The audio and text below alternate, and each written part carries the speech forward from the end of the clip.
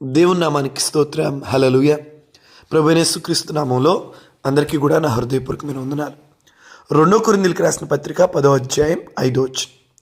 మేము వితర్కములను దేవుని గూర్చిన జ్ఞానమును అడ్డగించు ప్రతి ఆటంకమును పడద్రోసి ప్రతి ఆలోచనను క్రీస్తుకు లోబడినట్లు చెరపట్టి మీరు సంపూర్ణ విధేయతను కనపరిచినప్పుడు సమస్త విధేయతను ప్రతిదండన చేయ సిద్ధపడి ఉన్నాం. చూడండి, ప్రతి ఆలోచనను క్రీస్తుకు లోబడినట్లు చెరపట్టి, రెండవది జ్ఞానమును అడ్డగించు ప్రతి ఆటంకము. దేవుడు మన జీవితాల్లో కార్యాలు జరిగించడానికి వన్ ఆఫ్ ద ఆటంకం ఏంటి అంటే ఆలోచనలు, జ్ఞానము. ఇవి ఏ విధమైనటువంటి ఆలోచనలు? దేవుని జ్ఞానాన్ని అడ్డగించే ఆలోచనలు. ఆదికాండం 6వ అధ్యాయంలో దేవుడు జలప్రళయాన్ని రప్పించేటప్పుడు దేవుడు మాట్లాడిన అంశం ఇదే. నరుని యొక్క హృదయ ఆలోచనలు కేవలము చెడ్డవే అని, ఆలోచనలలోని ఊహ కూడా చెడ్డదేనని దేవుడు స్పష్టంగా మాట్లాడాడు. అంటే మనిషి ఎంతసేపటికి దేవునికి భిన్నమైన ఆలోచనలు, దేవుని కార్యాలకు భిన్నమైన ఆలోచనలు, దేవుడు పనిచేసే విధానానికి భిన్నమైన ఆలోచనలు, దేవుడు ఇది చేయగలుగుతాడు, ఇది చేయలేడు, ఇలా ఇష్టం కాదు, ఇంతవరకైతే చేస్తాడు, ఇదైతే చేయలేడు దేవుడు. చూడండి, దేవునికి సమస్యల్లా సమస్యతో కాదు, మన ఆలోచనలతోనే సమస్య. హల్లెలూయా.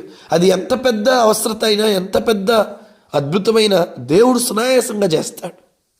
అయితే దేవుడికి సమస్యల్లా మన ఆలోచనలే. వాక్యం అంటుంది కదా, ఏమనంటున్నాడు? ఆయన తాను పెరిగిన ఊరిలో, నజరేతు అనే ఊరిలో ఎక్కువ అద్భుతాలు చేయలేకపోయాడు. ఎందుకు చేయలేదయ్యా అని ఒకసారి పరిశీలన చేస్తే వాళ్ళ ఆలోచనలతోనే సమస్య. ఎందుకంటే వాళ్ళ ఆలోచనలు ఎలా ఉన్నాయి? ఈయన నజరేతు వాడు కాదా, వీళ్ళమ్మ మరీ కాదా, ఆయన వడ్రంగాళ్ళు కాదా వీళ్ళు? అంటే శారీరకమైన ఆలోచనలతో దేవుని కార్యాలను మనం పొందుకోలేమండి. శారీరకమైన కొలమానాలతో దేవుని శక్తి సామర్థ్యాలు మనం చూడకూడదు. దేవుడు సర్వశక్తిమంతుడైన దేవుడు. అయితే మన ఆలోచనలు సంకుచితమైన ఆలోచనలు అయితే దేవుని అద్భుతాలను మనం రుచి చూడలే.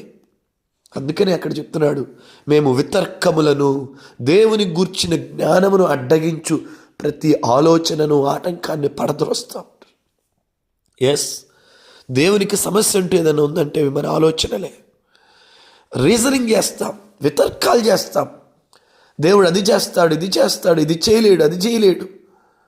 దేవుణ్ణి మనం దేవుని శక్తికే మనం పరిమితి పెట్టుకుంటూ ఉంటాం. అందుకని అబ్రహాంతో దేవుడు చెప్పాడు, నేను సర్వశక్తి కలిగిన దేవుడు. శారమ్మ అంటుంది, దేవుడు నాకు పిల్లలు లేకుండా చేస్తాడు, హాగరుతో ఇలా. దేవుడు ఎందుకు చేస్తాడు పిల్లలు లేకుండా?